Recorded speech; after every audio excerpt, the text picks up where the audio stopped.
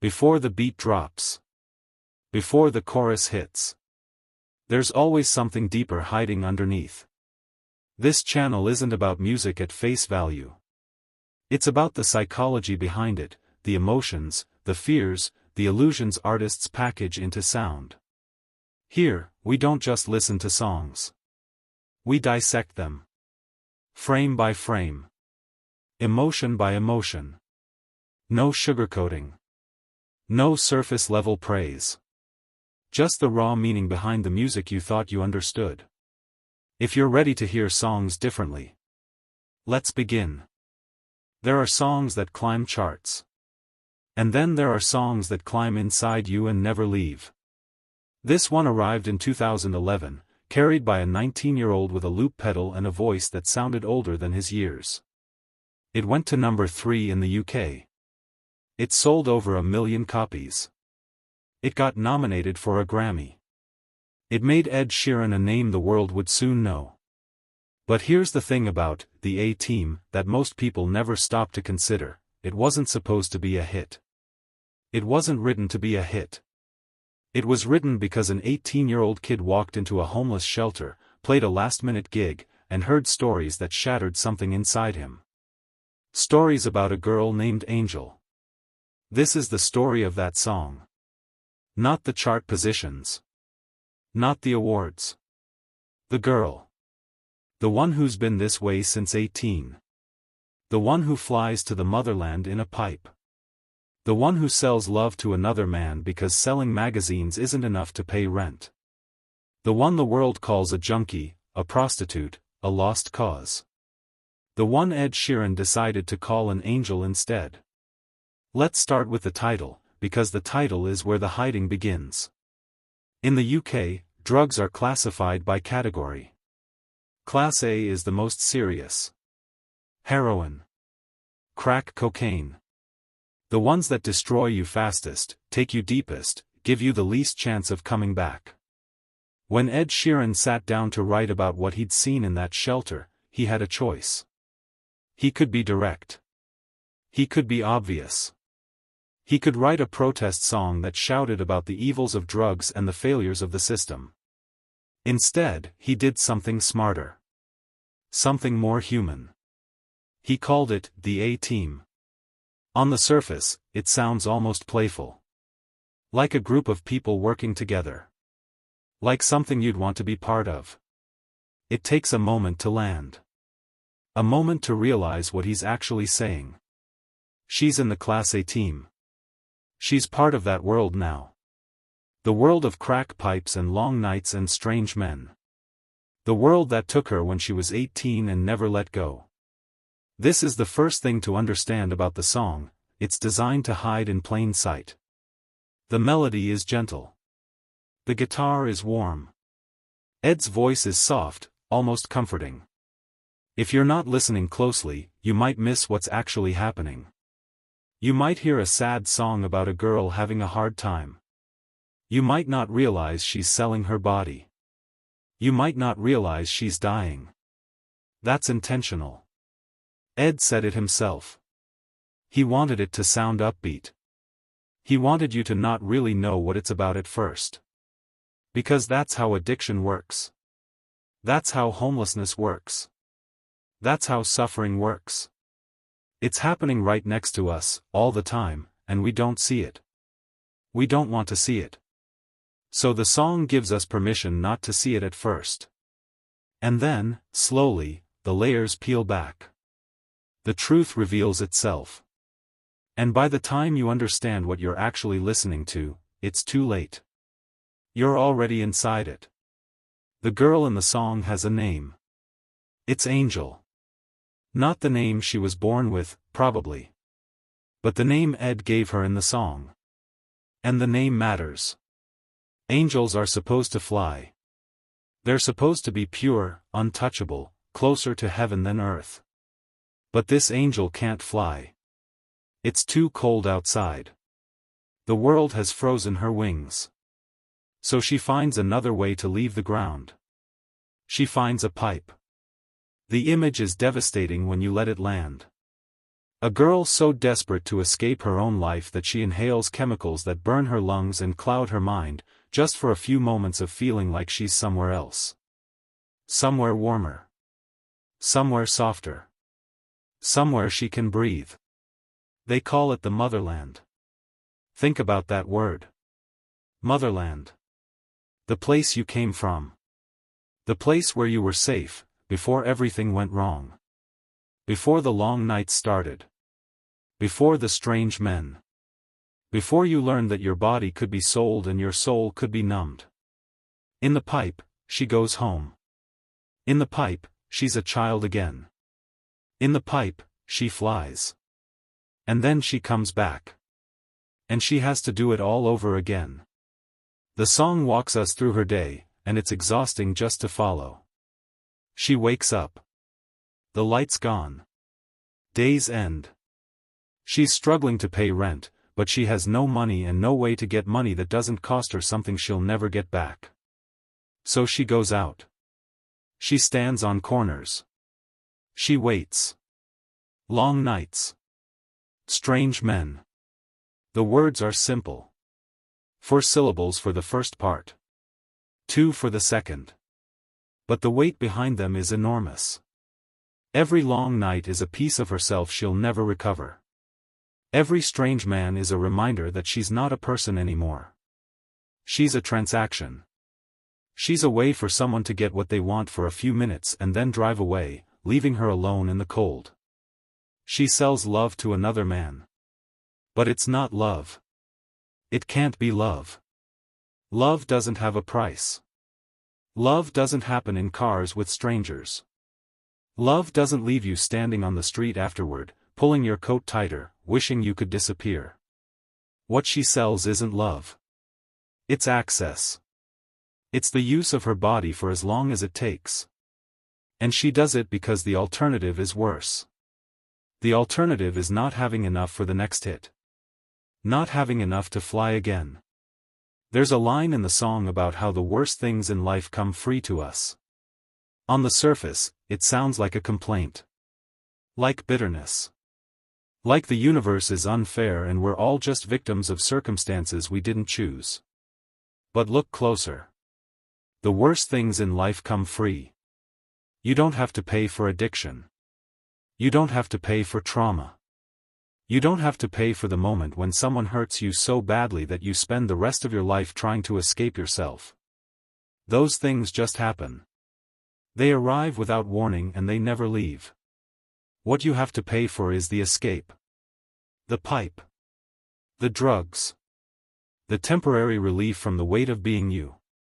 That costs money. That costs everything.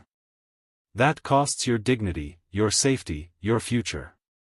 That costs you, eventually, your life. So she pays. Over and over. With her body. With her time. With whatever she has left.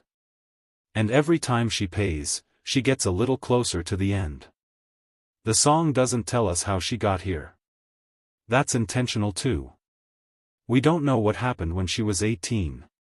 We don't know who hurt her first, or what made her pick up the pipe, or why she couldn't stop. The song doesn't give us that story because the song knows it doesn't matter. Not anymore. Not to her. She's past the point where reasons matter. She's past the point where understanding would help. She's just surviving. Or trying to. Been this way since 18. That's 4 years for Ed, who was writing this at 22. That's half a decade of this life. Half a decade of long nights and strange men and pipes and poverty and the slow, steady erosion of everything that made her who she used to be. And now her face is crumbling like pastries. The image is so specific, so unexpected, that it stops you cold. Pastries crumble. They're delicate.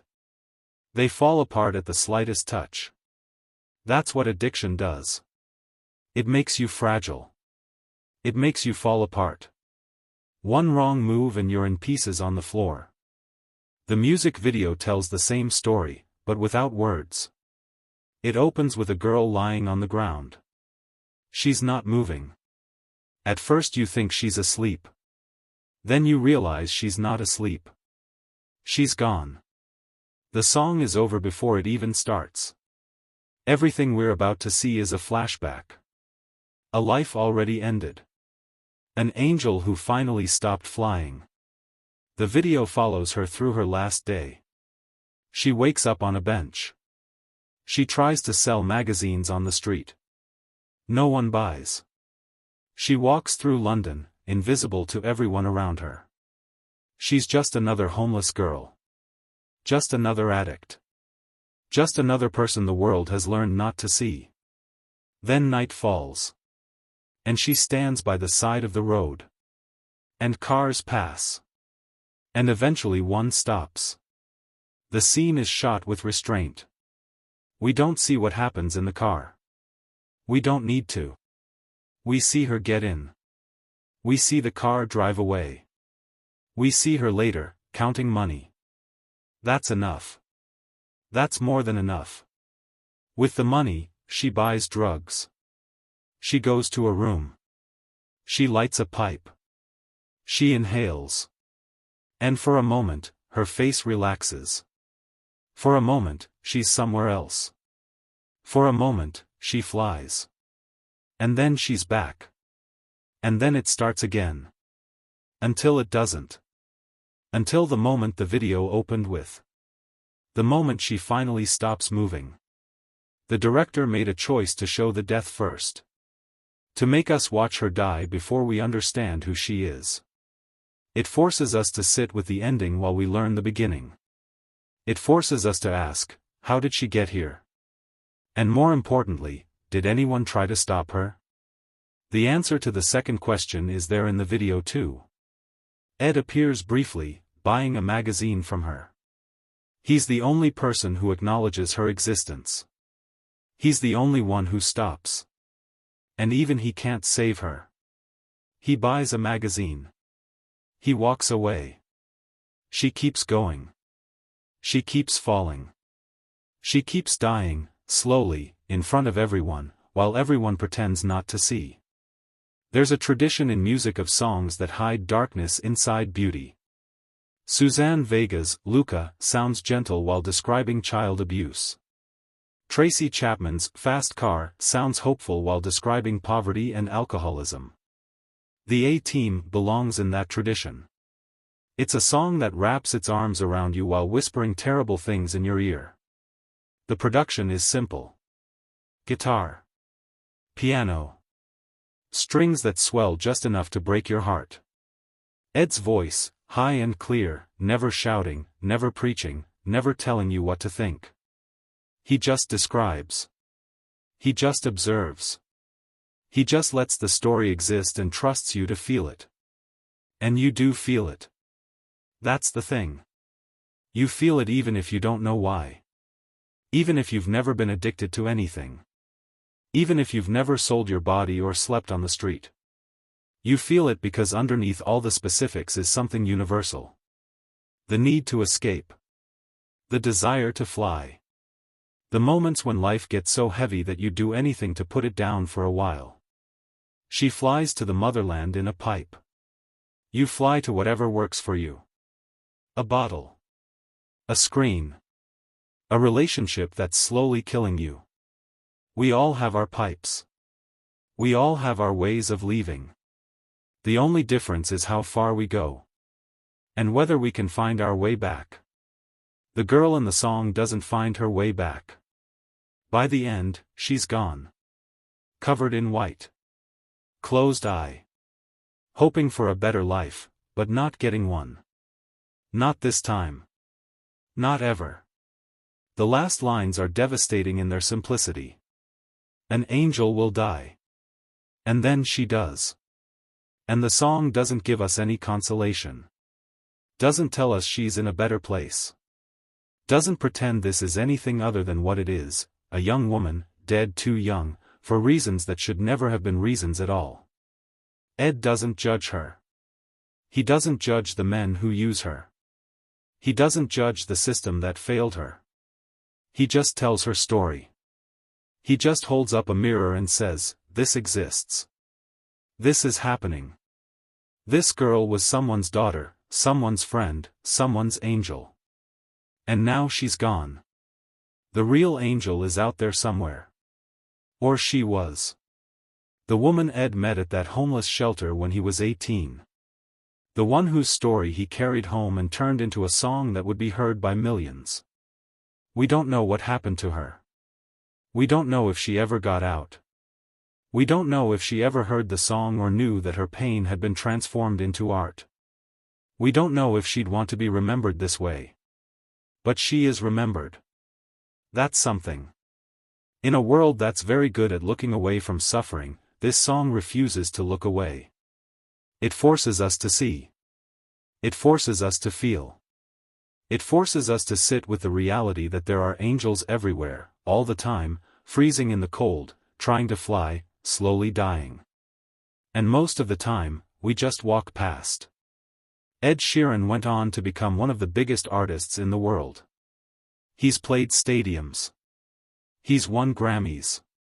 He's written songs that have been streamed billions of times.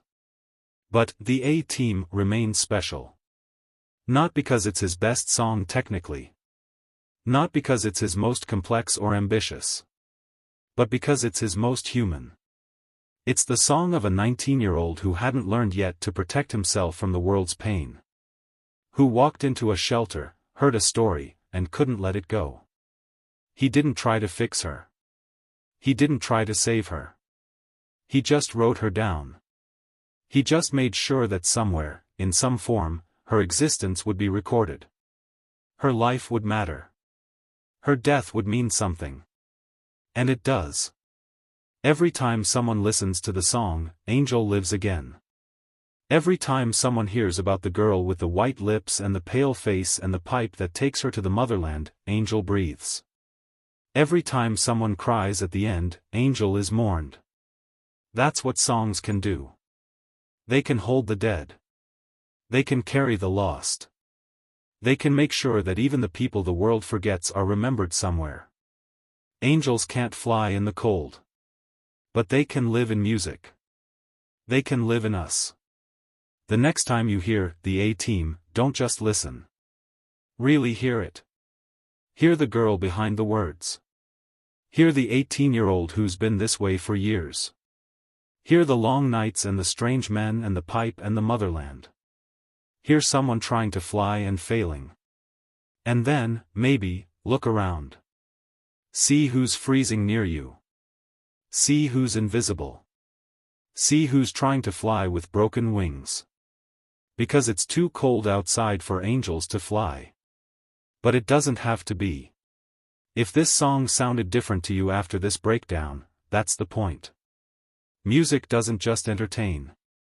It reveals. Sometimes it says things we feel but don't know how to articulate. And sometimes, it hides truths in plain sight. If you see music as more than sound, if you hear the psychology behind the production, the emotion behind the performance, then you're in the right place. Subscribe if you want more dissections like this. Where we don't just listen to songs, we decode them. Until the next track. Listen carefully.